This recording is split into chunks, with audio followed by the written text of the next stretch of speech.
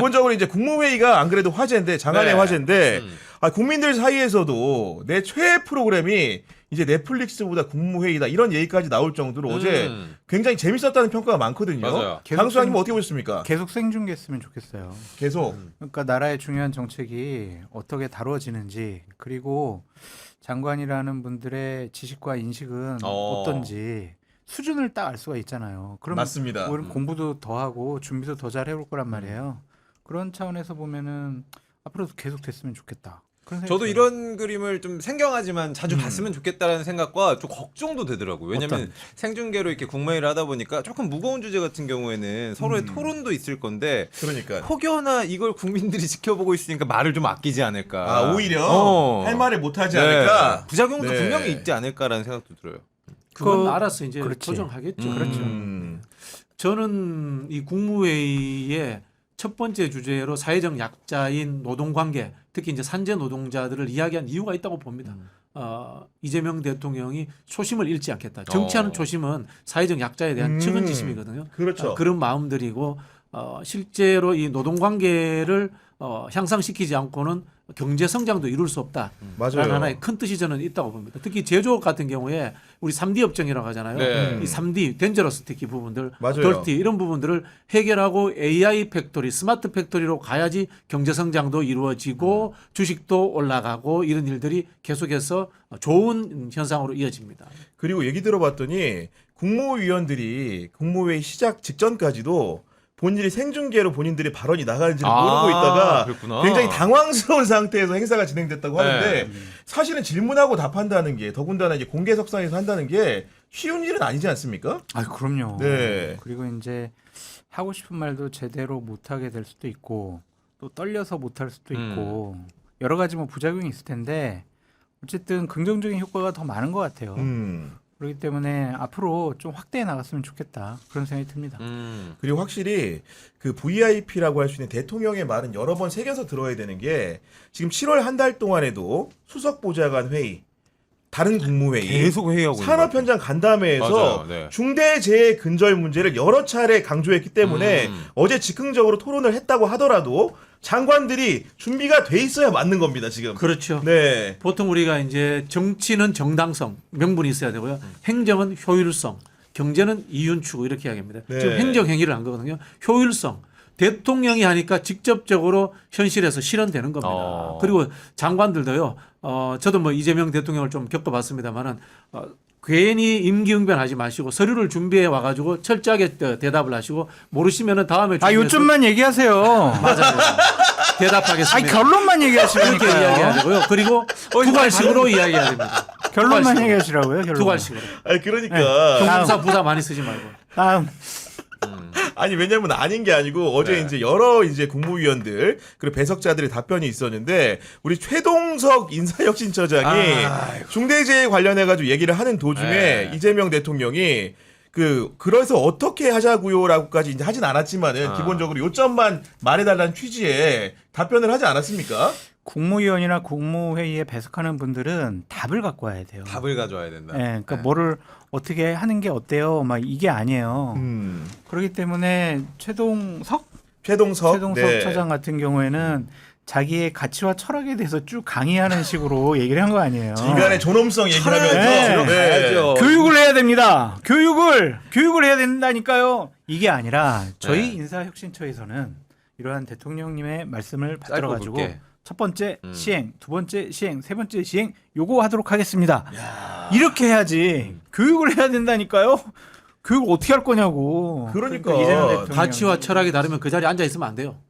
가치와 철학은 이미 끝난 이야기고 아까 말씀드린 것처럼 이 정치와 행정은 명사의 영속입니다. 정답이다. 형용사라든가 부사 쓰면 안 되고요. 은유적인 표현도 써서 안 됩니다. 네. 정확하게 의미 전달이 되는 것만 쓰는 겁니다. 네.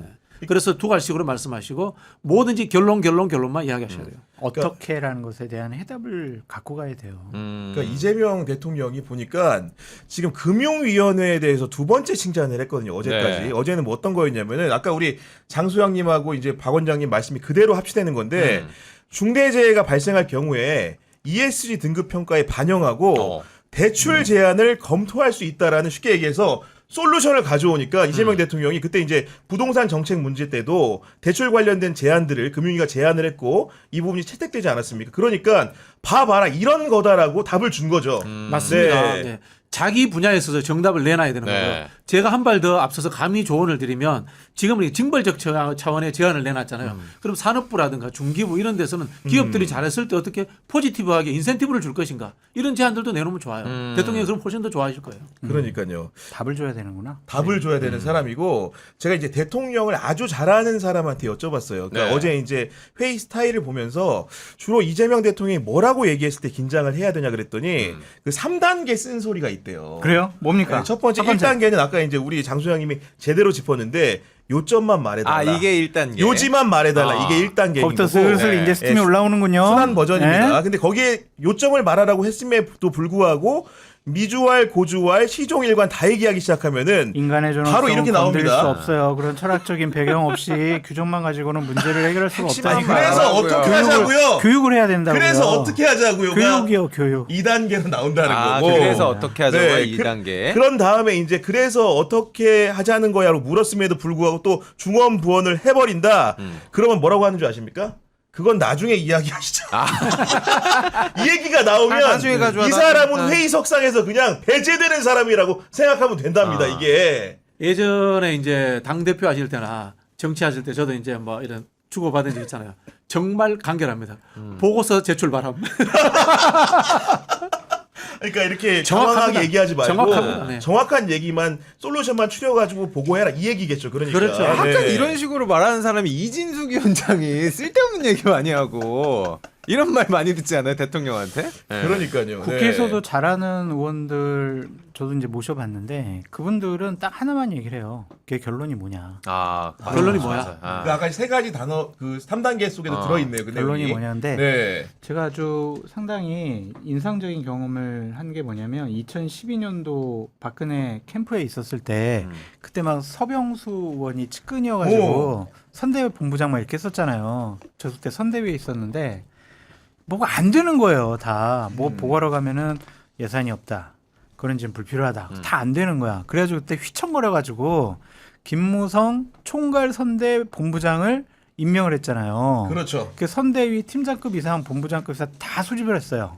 서병수 옆에 앉혀놓고 딱 회의를 주재하는데 두 가지만 얘기하는 거예요. 니들 뭐가 필요하노? 서병수한테 해줘라. 딱 이 두 마디만 하는 거예요. 뭐 필요하노 해줘라. 뭐 필요하노 해줘라. 그러니까 싹 다 풀린 거예요. 민원이 완전 그렇게. 그때부터는 막 그냥 사람들이 그렇구나. 열심히 그냥 신명이 나서 일하는 거죠. 네. 근데 거기서 야 그거는 돈이 없다는데 예산이 부족하다는데 그건 지금 필요할까 토론하기 시작하면 한도 끝도 없어. 그 비상 상황에서 버리고 네. 솔직히 뭐가 필요한지는 거기에 있는 본부장이나 팀장이 제일 잘 알아요. 그러면은 총괄 선대 본부장이나 책임자인 사람은 그걸 뒷받침해 주면 되는 거거든. 책임은 내가 진다. 해 줘라. 끝이야 이게. 야 간결하네 진짜. 그런 스타일이 이재명 대통령이 아니신가? 그런 아니, 생각이 노무현 대통령도 그랬고요. 노무현 대통령 연설이 명연설이 많거든요. 수식어가 없어요. 명사의 연속과 규정의 연속이에요. 독도는 대한민국 땅입니다. 뭐 이런 것부터 시작하거든요. 그래 이게 우리는 어릴 때부터 서론 본론 결론, 맞아요. 기승전결 변론 네. 그렇지 않아요. 결론이에요. 결론이다. 예, 결론이에요. 제가 뭐 지금은 이제 절판됐는데 2분 스피치자라는 책을 쓴 적이 있는데요. 모든 계정보다 결론이다. 왜? 이 자리에 앉은 사람들은 같이 그 정도 수준이 돼서 모인 사람이기 때문에 네. 최동석 우리 처장님처럼 여기에 왜 모였는가 명분을 이야기할 필요 없어요. 야. 서로 다 뜻이 같은 사람들이에요. 그러면 해법만 내놓으면 되는 거예요. 저희 인사혁신처에서는 산재 예방을 위해서 첫 번째 이거 하겠습니다. 두 번째 그렇죠. 이거 하겠습니다. 이랬으면 이제 칭찬받고 그렇죠. 인사혁신처장 괜찮은데 계속 임명. 했을 텐데 지금 어제 네. 명연설가들은 다 김대중 대통령은 뭐든지 1, 2, 3 이렇게 다 끝내버려요. 요점만 개조신과 짤짤짤 해버리는구나. 근데 어제 이제 그 생중계를 국민들이 좀 보기도 했고 최동석 처장을 좀 비판하는 기사들과 댓글들도 굉장히 많이 달리는데 어떻게 보세요? 그 앞으로 같이 갈 수 있는지에 대해서. 질문이 있습니다. 누가 추천했습니까? 저는 추천한 적이 없습니다. 그러니까 왜냐면요 이분이 유튜브 방송하시면서 제 칭찬을 엄청나게 많이 했다고 하시더라고요. 우리 그래요? 박지원 원장님에 대해서 네. 사람 볼 줄은 아는 것 네, 같은데 고맙기는 보니까. 한데 네. 근데 이제 저는 이런 생각을 가져요. 민간 기업은 이윤 추구입니다. 공공은 이윤보다는 공익 추구예요. 그렇죠. 그런 네. 부분에서 좀 차이점이 존재한다라는 말씀을 드렸고요. 앞서서 말씀드린 것처럼 결론 연속으로 이렇게 가야 되지 철학자처럼 하시면 안 돼요. 유튜브 때는 그렇게 하셔도 되지만 저도 뭐 그렇게 하는 경향이 있습니다만 짧게 하시면은 뭐 잘할 수도 있지 않을까 그런 생각이 네. 듭니다. 지금 양지선님이 구 기자님 편의점에 이어서 중복으로 슈퍼챗 쏩니다 하면서 보내주셨는데 너무 감사드리고 편의점에서 왜 쏴? 여기서 쏘셔야죠. 수입 편의점에서 이제 방송을 제가 패널로 나간 네, 와중에서 네. 주셨는데 네. 제가 중복이라고 이제 강조를 이제 사회자가 하길래 감사합니다. 저희 이제 정치 비상구에도 중복으로 좀 쏴달라 그랬더니 라임을 좀 맞췄구나. 라임을 맞췄더니 네. 오늘 잊지 않고 선물해 주신 점 너무나 감사합니다. 감사드리고 감사합니다. 기본적으로 이제 국무회의도 이렇게 여러 가지로 칭찬을 받고 있고 여기에 더해서 타운홀 미팅 같은 경우에도 어떻게 보면 그렇죠. 대민 어떻게 보면 민원 창구 같은 역할로서 굉장히 활용을 잘하고 있는 느낌을 받거든요. 타운홀 미팅은 앞서 말씀드린 국무회의하고 달라요. 효율적이지 않을 수 있어요. 그래요? 왜냐하면 이건 네. 아까 말씀드린 이건 행정의 영역이 아니라 정치의 영역이고 민주주의의 영역이기 때문에 국민들의 다양한 이야기를 다 들어야 하기 때문에 참고 인내하면서 다 들으셔야 된다. 그리고 사실 그런 방향으로 진행을 하고 계시더라고요. 그렇구나. 네. 그리고 이제 다만 이제 제가 좀 말씀드리고 싶은 건 이제 말하기의 기법의 문제인데 우리가 어릴 때 국어책에 시, 수필 이런 거 많이 배우잖아요. 그렇죠. 은유적, 비유적 표현이 생각보다 소통이 잘 안 돼요. 음. 논설문부터 배우면 오히려 소통이 잘 돼요. 오. 그래서 그 세계 이 우리 선진국들 중에 소통이 제일 잘 되는 나라 어딘지 아세요? 독일이에요. 독일이구나. 수식어 형용사가 별로 없어. 언어 자체. 언어 자체가 딱딱한 게 소통이 더 잘 되는 측면이 있어요. 그렇구나. 네, 그래서 네. 우리 타운홀 미팅 하실 때도 우리 시민 여러분들도 대통령에게 원하는 것을 구체적으로 좀 이야기해 주시면 대통령이 잘 이렇게 이해하시고 도와주실 것 같아요. 우려스러운 부분도 있어요. 우려스러운 부분. 네. 네. 그러니까 대통령께서 얼마 전에 기사를 보니까 현장 일정을 좀 많이 잡아라. 현장 많이 가보고 싶다. 그렇게 말씀을 하셨는데 대통령이 저렇게 현장 중시 즉각적으로 민원 얘기 듣고 본인이 해결하는 모습 보이는 거 상당히 긍정적이 좋은데 그렇죠. 두 가지 문제점이 있는 것 같아요.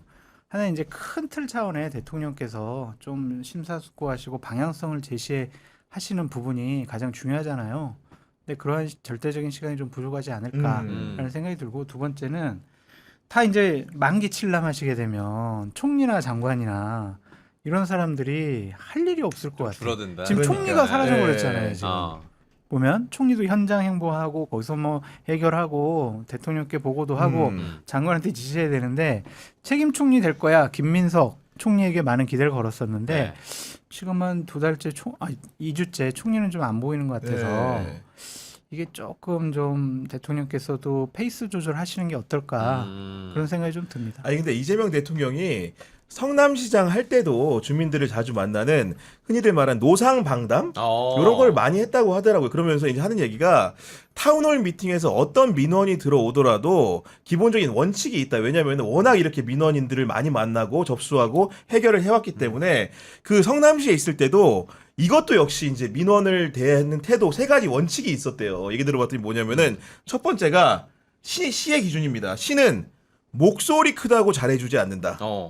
시는 백 쓴다고 유리한 결정을 내리지 않는다. 시는 숫자가 많다고 숫자 적은 사람보다 유리하게 대우하지 않는다. 이런 원칙이 있다는 겁니다. 그 어디 네. 시청에 붙어 있었던 것 같은데. 시정방침 해가지고. 예. 이런 것 같아요. 이 이재명 대통령이 강론과 그다음에 구체적인 현장에 강하다. 그렇다고 해서 국가 시스템이라든가 담론에 취약한가? 그건 아니라는 거예요. 제가 아까 말씀드린 것처럼 이 노동관계를 이야기하면요. 이게 제조업 선진하고 또 연결이 돼요. 말씀드린 것처럼 산업재해를 없애려면요. 아까 말씀드린 3D 업종에 대해서 스마트 팩토리라든가 AI 팩토리를 해야 돼요. 지금 이 제조업에서 사고 난 부분들 있지 않습니까? 거기에 AI 센서 몇 개만 달아놨더라도 이거 다 그렇지. 해결될 수 있는 문제예요. 바로 조치가 가능할 수 그런 있고 부분도 있기 때문에 이게 제조업 르네상스와도 연결이 되고요. 그러면 또 주식하고도 연결이 되고요. 여러 가지 연결이 된다는 측면에서 강론이 강하더라도 담론에도 저는 같이 연결된다라는 말씀을 드리고 싶고요. 다만 이제 장 소장님이 지적하셨던 만기칠남 부분에 있어서는 네. 장관들이 잘해야 돼요. 장관들이 잘해야 된다는 게 장관들이 믿을만 하면 대통령도 빠지죠. 그렇지. 그때 되면은. 그래서 저는 노동부 장관을 굉장히 칭찬드리고 싶은 게 정말 이심전심으로 대통령의 마음을 알아서 수치적으로 산재율, 특히 이제 사망사고 산재율이 낮아진다면 대통령 거기에는 노동부 장관에게 완전 맡겨버릴 수 있는 그보다 거죠. 더한 것도 시켜주겠죠. 그렇죠. 나중에는 그럴 수 있을 것 같은데. 노동부 장관에게 뭐 민원 있습니까? 계속 노동부 장관을 칭찬하고 다니시는 거 보니까 수상한데. 아니 그게 아니고 아까 뭐가 매불쇼 있을까? 아까 우리 저기 아직까지라뇨. 만회하는 겁니다. 만회 경향 지금. TV는 네. 출연료를 많이 줍니다만은 각종 공중파라든가 네. 특히 공영방송의 출연료 높여야 됩니다. 공영방송 출연료 여기보다 낮아요 심지어? 진짜입니다. 진짜예요? 특히 저는 제대로 네. 말 연합뉴스 정부 예산 받죠. 출연료 너무 낮아요. 그렇구나. 심각합니다. 우리 우린 정말 없는 살림에도 이렇게 노동 주는데. 착취 당하고 있습니다. 지금, 네. 출연료 높여주세요. 저는 출연료를 높여주는 것이 저의 그 민원이 아니고 1차적인 목표는 불러주세요. 윤석열 정권 시절에 다 잘렸어. 연합, KBS. 패널 노조 좀 만들어 주세요. 아 진짜 그 패널 YTN 잘 그 만들어주세요. 인수 과정에 뭔가 찝찝했어요. 인수되자마자 제가 잘렸거든요. 아 그래요? 나도 예. 바로 잘렸어. 인수되자마자 일주일에 3번 나갔는데 이번에 이제 사장이 다 바뀌었다고 사장, 하니까 예. 두 분을 모시냐 안 모시냐에 따라서 YTN 시험대에 오르는 게 아닌가라는 생각을 지금 가볍게 좀 해보는데 말씀드리면 이런 겁니다. MBC, KBS, 연합뉴스는 공영이지 않습니까? 그렇죠. 출연료 높여주셔야 됩니다. 패널들. 그리고 연합뉴스는 인수 과정에 혹시나 의혹이 있다면 YTN, 해결해야 됩니다. YTN. 네. 네. 여하간 우리가 민원 얘기를 좀 이렇게 짙게 하고 있는데 네. 실제로 이제 저는 정치권에서 민원인들이 참 많지 않습니까? 뭐요? 근데 이러저러하게 이제 요구사항을 국회의원이라든가 예를 들면 높은 분들 앞에서 제시했을 때 통상적으로 그 정치인이 장기적으로 검토하겠다. 이거는 된다는 얘기면 안 된다는 얘기입니다. 안 하겠다는 얘기. 아예 안 하겠다는 얘기예요? 계속 검토 중인데요. 검토 중인데요. 아니 그러면 적극적으로 검토하겠다. 이건 하겠다는 겁니까? 안 하겠다는 그것도 겁니까? 안 하겠다는 거예요. 그것도 안 하겠다는 거죠. 검토자 들어가면 안 하겠다는 거예요. 그럼 검토 말고 뭐 바로 즉시 이렇게 명령을 좀 내려야 되는 거. 바로 전화하죠. 해야죠. 아니 그래서 이재명 대통령이 정치인이 된 다음에 절대 안 쓰는 단어가 검토라고 합니다. 검토라는 말은 정치인이 늘 자기가 민원인으로 옛날에 시민운동할 때 정치인들 많이 만났잖아요. 모든 정치인이 적극적으로 장기적으로 검토하겠다고 해놓고 해결 안 했기 때문에 나는 절대 정치인 돼서 거기서 화나서 이재명 그 시민운동가가 정치판에 뛰어든 거예요. 시장이 돼버린 거죠. 그러니까 네. 그 정치권에 가져오는 민원이 제일 악성이에요. 하다 안 돼가지고 이제 정치권을 가져오는데 대부분 다 해결이 안 됩니다. 왜냐하면 저희가 민원을 받아가지고 정부 부처에 알아보잖아요. 그러면 여러 가지 이제 보고를 하러 와요. 네. 안 되는 이유를 한 10개 적어와. 10개. 특히 법적으로 규정상 이런 나오는 순간 할 말이 없어요. 야. 안 된다고 하니까. 이거 그냥 우리 쉽게 넘어갈 문제가 아니고 대한민국의 민주주의의 위기예요. 악성 민원이 되어서만 정치권에 오는 거. 왜 그런지 아세요? 로비스트법이 없어서 그래요. 로비스트법이 합법적으로 할 합법적으로 때문에. 민원과 그런 부분들을 네. 해결할 수 있는 창구가 없는 거예요. 대한민국에 로비스트법이 없어서. 네. 왜 로비스트법이 없느냐? 국회의원들과 법조의 담합 구조예요. 로펌들 때문에. 로펌들 때문에 그런 거예요. 그거는 그렇구나. 그러면 합법적인 로비스트는 로펌. 근데 이게 그렇지. 우리는 이익 창출이라고 생각하는데 이건 민주주의예요. 아하. 국민들의 민원을 듣는 거는 네. 민주주의고요. 네. 어떤 의원들 중에 본인 그 굉장히 첨념왕척 이야기하면 저는 민원 안 받습니다. 하는데 민원 안 받으면 정치하면 안 되는 거예요. 그렇죠. 민원 안 받으면 정치하면 안 되는 그걸 거예요. 해결하는 게 정치인. 당연하죠. 네. 예. 다만 그것을 청탁이 아닌 합법적 영역으로서 만들어내야 되는 거예요. 제가 예를 많이 드는 게 금주법 있잖아요. 금주법. 금주법. 그 1차 대전 이후에 미국의 금주법 때문에 마피아가 생긴 거거든요. 네. 안 되는 거는 법 만들면 안 되는 거예요. 로비스트법 분명히 만들어야 됩니다. 그것 때문에 불법 로비라든가 대기업들과 로펌의 결탁 맞아요. 구조, 네. 정치인들의 결탁 구조가 생기는 거예요. 로비스트법 반드시 만들어야 돼요. 이게 노무현 대통령의 유업이었어요. 그러니까 제가 보더라도 국회라는 장 안에서 사실은 네. 보좌관들이나 여러 가지 그 참모진이나 당뇨들 같은 경우에 사실은 어떤 법률가보다도 합리적으로 문제 해결할 수 있는 능력을 배양한 사람에도 불구하고 법적인 테두리로 접근하다 보니까 그걸 안 되는 걸 제가 많이 봤어요 실제로도. 다 네. 변호사법 위반으로 처벌당해. 진짜로. 나중에 뭐 이렇게 변호사들은 처벌 안 당하고 우리는 그러니까, 똑같은 일을 하더라도 네. 야. 변호사 자격증이 없으면 변호사법 위반 처벌.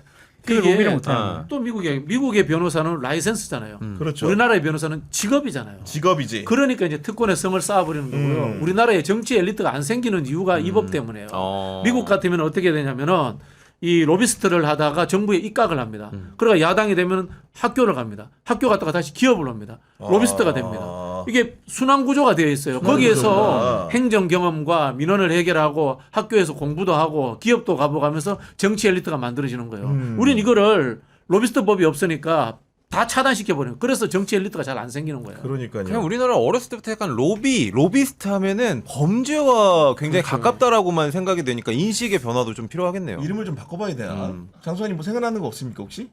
안 해봤어요. 뭐 민원이스트 뭐 이런 것도 아니잖아. 학술적 용어로는 이익 표출 체계라고 이야기해요. 이익 표출 체계 좀 어렵긴 네. 하다. 라고 해서 정치학의 한 중요한 과목으로서 들어가 있습니다. 아. 왜냐하면 정치라는 게 이익 대변이기 때문에 그렇죠. 네. 이걸 못하게 하면 안 되는 거예요. 아무튼간에 그런 부분들을 입법적으로 보완을 해가지고 저 같은 경우에도 네. 변호사들이 모든 걸 다 하는 거는 적합하지도 않고 문제를 해결할 수도 없는 경우가 많기 때문에 근데 그 카르텔이 아 쉽지 않을 정말 텐데. 단단해요. 의원들이 거기에 완전히 그냥 아니 의원들이 거기에 선뜻 이렇게 홀리는 이유는 뭐예요? 그런 의원 논거에 됐으니까. 대해서 의원이 돼서 됐으니까 기득권에 포함돼 버렸으니까. 어. 그 시장 안에서는 자기들이 시장 안에 기득권을 들어가서. 지키기가 쉬운 방법이다. 또 이제 의원급이 되면 네. 로펌에서 또 채용을 하잖아요. 그렇지. 네. 그러니까 이제 자기네들로서는 편한데 저는 PPL 우리도 뭐 PPL 하잖아요. 네. 그런 것 자체가 저는 패널들 여기 뭐 공무원 출신도 많이 있고 보좌관 출신도 많이 있잖아요. 그래서 PPL이 좀 더 활성화돼야 되지 않을까 네. 그런 생각을 생뚱맞게 해봅니다.